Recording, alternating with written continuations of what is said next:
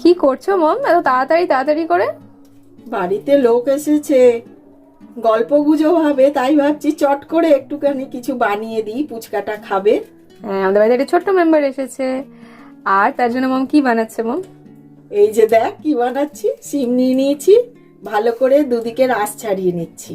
আচ্ছা, মানে মুখরোচক কিছু হবে নিশ্চয়ই, হ্যাঁ, না হলে তো বাচ্চারা ইউজুয়ালি খায় না। এটা ভালোবাসে খেতে খুব, আচ্ছা, সেই জন্য টুক করে বানিয়ে দিচ্ছি। এত রান্নার মাঝে মনে হলো ছোট্ট করে একটু কিছু বানিয়ে দিই। সিম নিয়ে দুদিকে রাসটা পুরো ফেলে ছাড়িয়ে দিচ্ছি। নিচ্ছ। হ্যাঁ, আচ্ছা, আর এই যে সিমের ভেতরটা অনেক সময় পোকা থাকলে বুঝতে পারা যায় না, এইভাবে দেখে নিতে হবে। সব সিমগুলো খুলে খুলে একে একে না এইভাবে একটু করে দেখে নিতে হবে, অনেক সময় পোকামাকড় থেকে যায়। এই যে, যেহেতু এটা কাটবো না আমি, সেই জন্য খুলে খুলে একটু করে দেখে নিতে হবে। এই যে, এই যে একটা প্যানের মধ্যে হাফ কাপ জল দিয়ে তাতে অল্প একটু লবণ দিয়ে গরম করে কেটে ধুয়ে রাখা সিমগুলো দিয়ে দিলাম সেদ্ধ হতে।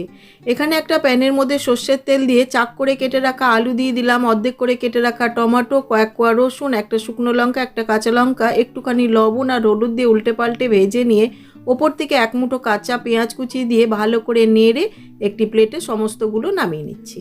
সিমগুলো ভাপানো হয়ে গেছে, এবার তুলে নিচ্ছি একটি প্লেটে। অল্প একটু লবণ আর কাঁচা সর্ষের তেল দিয়ে আস্তে আস্তে করে অল্প থেতো থেতো করে রেখে রাখছি একটু ঠান্ডা হওয়ার জন্য। এখানে প্লেটের মধ্যে প্রথমে রসুন, কাঁচা লঙ্কা, শুকনো লঙ্কাগুলোকে চটকে মেখে আলুটাকে মেখে নিচ্ছি টমেটোটাও। খোসাটা অল্প অল্প করে বাদ দিয়ে দিচ্ছি। নিয়ে নিচ্ছি অল্প একটু কুচনো পেঁয়াজ দিয়ে সবগুলোকে খুব ভালো করে মেখে নিচ্ছি। এর সাথে আগের থেকে যে আমি সিমটা রেডি করে রেখেছিলাম সেটা দিয়ে ভালো করে চটকে মেখে নিচ্ছি। দিয়ে দিচ্ছি অল্প একটু ধনেপাতাও দিয়ে ভালো করে আবারও মেখে নিচ্ছি। ব্যাস রেডি। গরম গরম ধোয়া ওঠা ভাতের সাথে জাস্ট জমে যাবে।